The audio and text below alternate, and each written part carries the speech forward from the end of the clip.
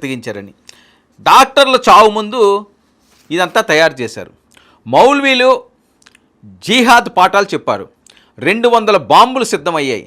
కానీ దేశం సిద్ధంగా ఉంది. భారత భూమి మీద ముఖ్యంగా 26/11 మళ్ళీ రిపీట్ కాదు.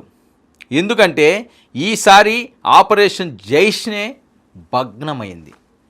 ఎంత కుట్రలు పన్నారో, ఏ రకంగా చెయ్యాలో, బాబ్రీ మసీద్ కూల్చివేత ఘటన రోజుని డిసెంబర్ 6ని 6/11 ఈ తరహాలో చెయ్యాలని ఎన్నో కుట్రలు చేశారు. కుట్రలన్నీ భగ్నమైనవి. జైషేకి ముప్పు పొంచి ఉంది. ఏ నిమిషంలో అన్నా బద్దలవుతుంది. ఆల్రెడీ మనం చూసాం పెహల్గాము రిటర్న్ గిఫ్ట్ ఏ రకంగా ఉందో.